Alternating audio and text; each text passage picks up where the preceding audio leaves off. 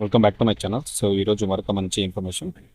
Agriculture యూనివర్సిటీలో అయితే మనకు డిగ్రీ దరఖాస్తుల గడువు అయితే పొడిగింపు అనమాట. సో చూద్దాం మరి అవి ఏంటిదని చూసుకుంటే, రెండుపేట వెలుగులో మనకు వచ్చింది. 2026 అండ్ 27 విద్యా సంవత్సరానికి ప్రొఫెసర్ జయశంకర్ తెలంగాణ వ్యవసాయ విశ్వవిద్యాలయంలో బీఎస్సీ ఆనర్స్, గుర్తుపెట్టుకోండి, బీఎస్సీ ఆనర్స్ అగ్రికల్చర్తో పాటు ఇతర కోర్సుల్లో ప్రవేశాల కోసం అయితే దరఖాస్తుల గడువును ఆగస్టు 13 వరకు అయితే పొడిగించినట్లు బీసీ అల్దాస్ జానయ్య గారు అయితే తెలిపారు. గుర్తుపెట్టుకోండి, మన ప్రొఫెసర్ జయశంకర్ యూనివర్సిటీ ఉంది కదా, ఇందులో వచ్చేసి మనకు బీఎస్సీ ఆనర్స్ అగ్రికల్చర్తో పాటుగా ఇతర కోర్సులు ఉన్నాయి కదా, దానికి సంబంధించినటువంటి అంటే అడ్మిషన్ల కోసం దరఖాస్తుల గడువు అయితే ఆల్రెడీ అయిపోతే వాటిని మరొకసారి అయితే పొడిగించారంట, ఎక్స్టెండ్ చేయడం అయితే జరిగిందంట. దానికి సంబంధించి మనకు బీసీ అల్దాస్ జానయ్య గారు అయితే తెలపడం అయితే జరిగింది.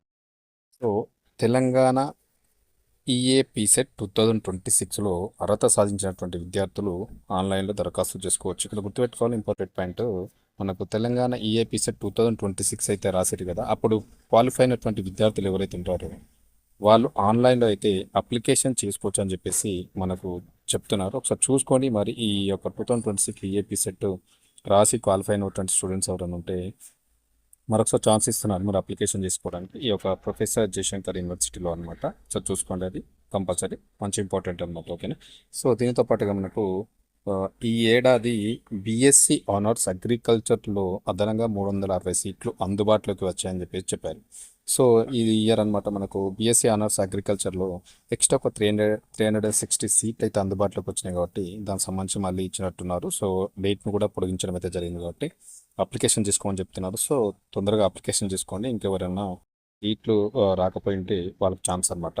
సో గత ఏడాది ప్రారంభించినటువంటి కొడంగల్, హుజూర్నగర్, డిచ్పల్లి కళాశాలలో ఒక్కో కళాశాలకు 120 చొప్పున అదనపు సీట్లు కేటాయించినట్లు వెల్లడించారు. సో ఇంతకుముందు ఉన్నటువంటి లాస్ట్ ఇయర్ అనమాట, కొడంగల్ కానీ, హుజూర్నగర్ కానీ, డిచ్పల్లి కళాశాల ఉన్నాయి కదా, కాలేజీలో ఒక్కొక్క కళాశాలకు అప్పుడు 120 సీట్స్ చొప్పున అదనపు సీట్లను కూడా కేటాయించినట్లు వీళ్ళైతే తెలపడం జరిగింది. అది కూడా గుర్తుపెట్టుకోండి.